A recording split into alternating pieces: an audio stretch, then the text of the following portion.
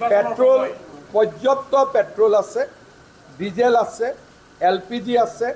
অসমত পেট্রোল ডিজেলৰ কোনো ভয় নাই। অসমৰ তেল সম্পর্কীয় আজিৰ বিশেষ খবৰ। মার্চ তেলৰ নাটনি হোৱা নাই, চৰকাৰৰ দৃঢ় ঘোষণা। ৰাজ্যবাসীৰ বাবে এটা অতি আশ্বস্তকৰ খবৰ।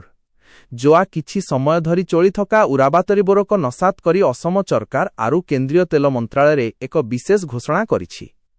তেওঁলোকে স্পষ্টকৈ জনাই দিছে যে অসমত পেট্ৰল আৰু ডিজেলৰ কোনো ধৰণৰ অভাৱ হোৱা নাই।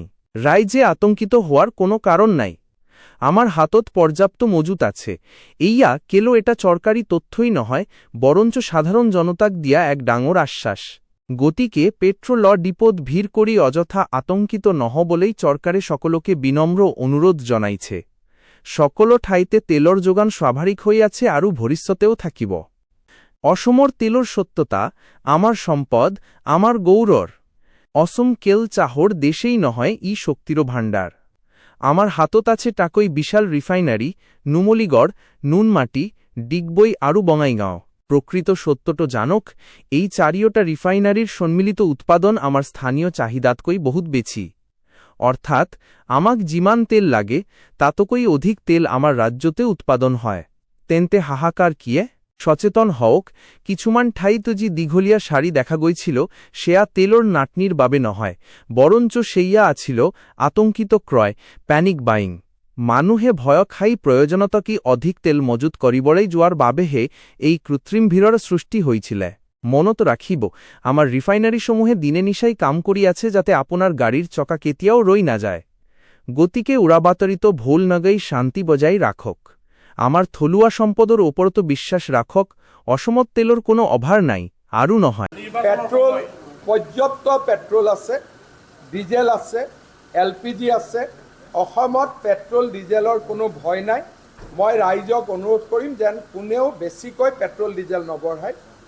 কোনো ভয় খাবলগীয়া কথা নাই। কিবা থাকিলে আমি ক'লোহেঁতেন। আজি সৰ্বদলীয় বৈঠক হৈছিল, তাতো ভাৰত চৰকাৰে কৈছে যে ভাৰতত পেট্রোল ডিজেল এলপিজিৰ কোনো অসুবিধা নাই। সৰ্বসাধাৰণ ৰাইজক মই বেছিকৈ তেল নিকিনিবৰ বাবে অনুৰোধ কৰিম। যিমান দৰকাৰ সিমানেই কিনিব, বেছিকৈ কিনি। অসম আৰক্ষীৰ জৰুৰী সতৰ্কবাণী, উৰাবাতৰি নফলাব। সাৱধান।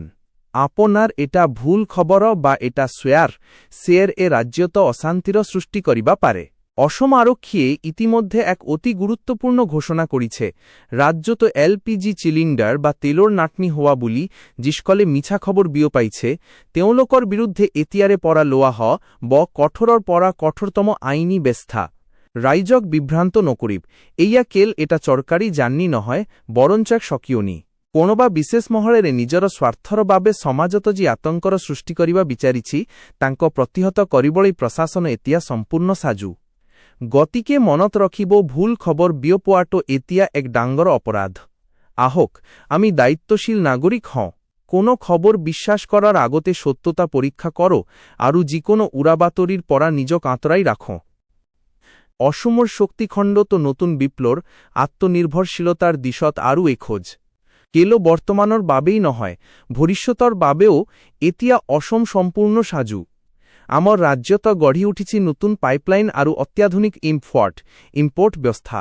ইয়াৰ ফলত আমাৰ উৎপাদন ক্ষমতা আগতকৈ বহুত গুণ বৃদ্ধি পাব, যিটো আমাৰ অৰ্থনীতিৰ বাবে এক ডাঙৰ শুভ সংবাদ। নুমলীগড় ৰিফাইনাৰীত সেউজ বিপ্লৱৰ কেল তেল বা গেছ নহয়, এতিয়া আমি পৰিৱেশৰ প্ৰতিও দায়বদ্ধ। আপুনি জানি আচৰিত হ'ব যে নুমলীগড় ৰিফাইনাৰীত বছৰি টন গ্ৰীণ হাইড্ৰোজেন যোগানৰ ব্যৱস্থা কৰা হৈছে।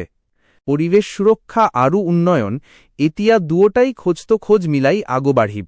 এইয়া কেল এটা প্ৰকল্প নহয়, এইয়া অসমৰ এক সেউজ ভৱিষ্যতৰ প্ৰতিশ্ৰুতি।